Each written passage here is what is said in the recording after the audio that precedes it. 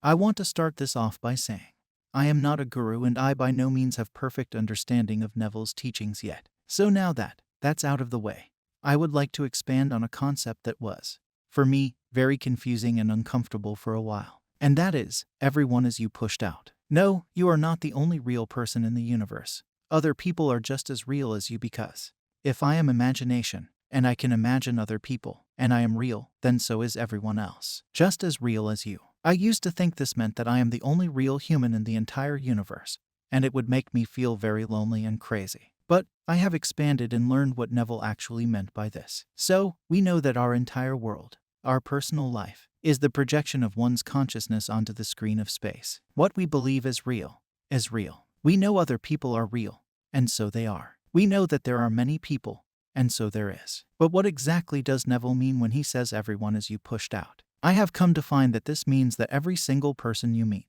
is simply reflecting what you believe about yourself back to you. So let's dive into an example. Say you want to manifest a perfect partner. Okay, you believe that the perfect partner for you exists. You believe it 100%. Now that is a real object that exists in your consciousness. Now, you end up finding that perfect partner, and you meet them. They are in fact real, just as you believed. So that person right there, they are real. They have their own life just as you. But they fit the part in your story perfectly and they, without knowing it, came to you willingly thinking it was their own decision that led them there. You believed in them and your belief is the breath of life. And so you gave your imaginary partner life in your world. Not in the world, but your world. Now, let's say you meet them and you think it is too good to be true. You doubt it. You doubt that they love you. In your consciousness, the idea that they can be taken away from you is being born. You keep paying attention to it and start to believe it and you breathe life into your belief. Now a third person comes along and takes your partner. Wouldn't it be safe to say that that third person is simply the materialization of your belief that they can be taken from you? This is what Neville means by everyone is you pushed out. That third person would have never appeared in your world if you didn't doubt your partner's love. That third person is simply a reflection of the oppressor, the doubt, within you. Now if you could bring them in that easily, how would you remove them? Not by trying to change anyone else, that's for sure. There is no one to change but yourself. So, if you could remove the doubter within you, no one else but you, then they would, on their own part, leave your experience. You see, everyone around you is a messenger. They are telling you what you are doing with yourself. They are not evil. They have no effect on you other than what you give them. I'll give a few personal examples of this in my own life. A few weeks ago,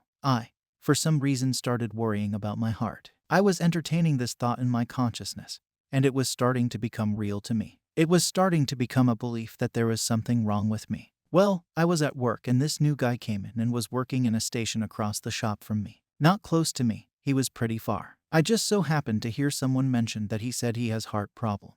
Weird, right? After hearing that, I kind of freaked out and my belief in my heart stuff got a little stronger. Not too long after, this guy started working in my department right next to me. And we talked one day and he, on his own accord, told me he had heart problems. At this point, my belief was stronger than when he was in the other department.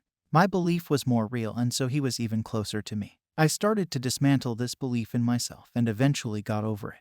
My heart feels healthy as ever now. By the way, well, once this belief went away, this guy started working in a different department again. He's as far as he can be and he even talked about getting a new job.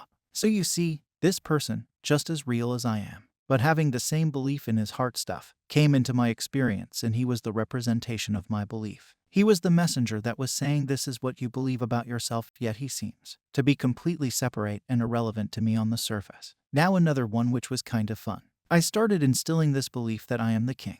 I am the boss, and again I see two people reflecting it back to me at work. The first was a good friend of mine. He comes into work and he has a shirt that says I am in all caps and then some Bible stuff under it, and he, on his own accord, proceeds to make a cape out of a bag and a crown out of a box and walks right past all of us and says, "Bow down to your king. I am the king." So you see, he thinks he was doing that because he wanted to. But I started the belief that I am the king, and he was the first piece of evidence to my claim. I didn't imagine that he was the king.